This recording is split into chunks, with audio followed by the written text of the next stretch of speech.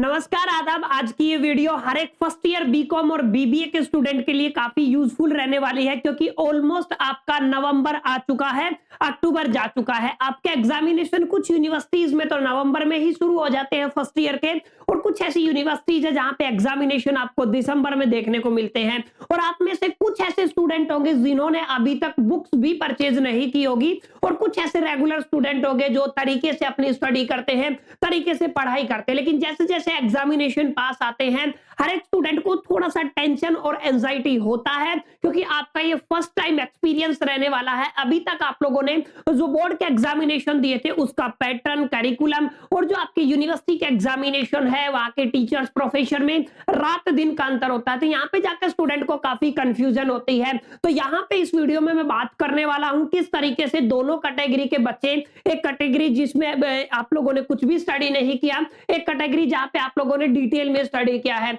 दोनों किस तरीके से बहुत बेहतरीन स्कोर कर सकते हैं, और जिन्होंने कुछ भी स्टडी नहीं किया है वो किस तरीके से अपने फाइनल एग्जामिनेशन में पास हो सकते हैं। हम इन दोनों मुद्दों पे बात करने वाले। देखिए, एक चीज आप लोग ध्यान से समझ लीजिए। एक तो आपको ये समझना है कि जब आप लोग फर्स्ट ईयर में हो तो फर्स्ट ईयर में आपका जो सब्जेक्ट टाइप होता है, अब ये क्या बोल रहा हूं मैं, ध्यान से समझना। सब्जेक्ट टाइप का क्या मतलब होता है?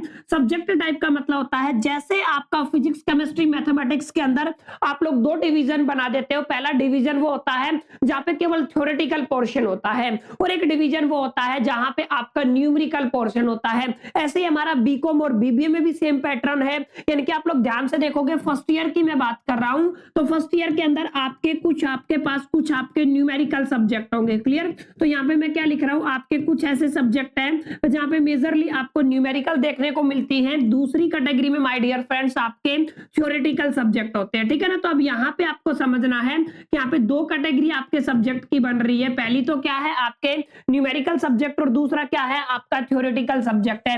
अब मैं बात कर रहा हूं क्योंकि फर्स्ट ईयर की, ठीक है? तो फर्स्ट ईयर में आप एक चीज से बिल्कुल नोन होगे, एक चीज आपको पता होगी, क्योंकि फर्स्ट ईयर के आप लोग स्टूडेंट हो। तो फर्स्ट ईयर के अंदर जो आपका सिलेबस रहने वाला है, सिलेबस चाहे वो आपका न्यूमेरिकल सब्जेक्ट का हो सिलेबस, वो चाहे आपका थ्योरेटिकल सब्जेक्ट का हो, ये आपका सिलेबस माय डियर फ्रेंड्स ये करीब करीब सिमिलर है आपके 12th के साथ। ठीक है? यानी कि मैं दोनों लिख देता हूं यहाँ पे, 11th एंड 12th आप लोग देखोगे तो ये कॉम्बिनेशन होता है दोनों का। क्लियर? तो अगर आप लोगों ने थोड़ा बहुत भी 11th और 12th में पढ़ा था तो इस साल आप लोगों को देखने को मिलेगा कि आपके दोनों ही सब्जेक्ट में ये चीजें रिजेंबल हो रही है, ऑलमोस्ट चीजें आपके सेम रहने वाली है। क्लियर है?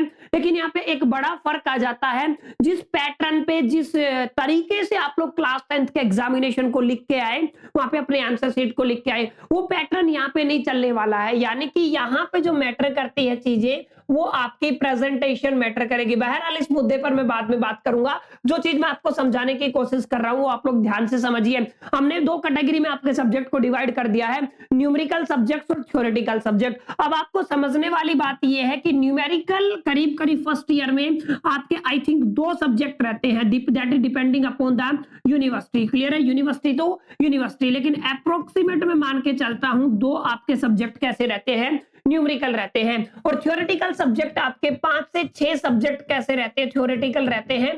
थोड़ा बहुत ऊपर नीचे हो सकता है, यूनिवर्सिटी तो यूनिवर्सिटी चीजें बदलती रहती हैं। तो पहली जो कैटेगरी के बच्चे हैं जिन्होंने अभी तक कुछ भी नहीं पढ़ा और जिनको केवल पास होना है, क्लियर, तो उनको मैं एक ही सजेशन दूंगा माय डियर फ्रेंड्स, आप लोगों को फोकस करना है।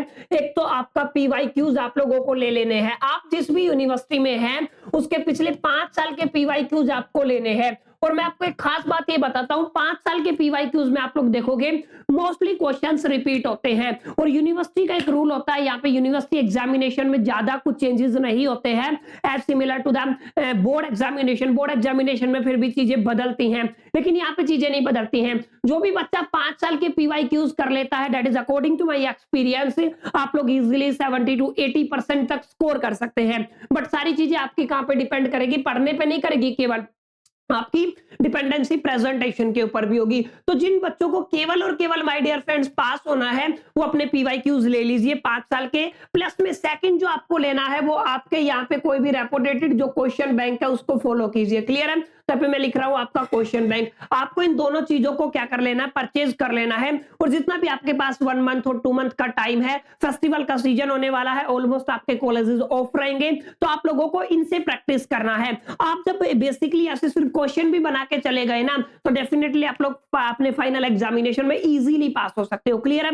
और आपको करीब करीब अवॉइड करना है न्यूमेरिकल सब्जेक्ट को, जिनको केवल पास होना है, क्योंकि numerical subject my dear friends आपको प्रॉब्लम में डाल सकता है, क्योंकि न्यूमेरिकल सब्जेक्ट में आपको प्रैक्टिस चाहिए और पूरा का पूरा टाइम, प्लस में आपकी फाउंडेशन बेस्ड लर्निंग आपके पास होनी चाहिए। लेकिन इन 2 महीने में आप लोग फाउंडेशन नहीं बना पाओगे, क्योंकि सिलेबस फिर आपके ऊपर हावी रहेगा, ज्यादा रहेगा, आप लोग उसको कवर नहीं कर पाओगे। लेकिन आपको अपने फाइनल एग्जामिनेशन के हिसाब से प्रिपरेशन करना। तो जिन बच्चों को केवल और केवल पास होना है, उनको क्या करना है, क्वेश्चन बैंक और पीवाईक्यूज ले लेना है। क्लियर है? अगर इतना भी नहीं कर सकते हो तो आप हमारे इस चैनल पे चले जाइए माय डियर फ्रेंड्स।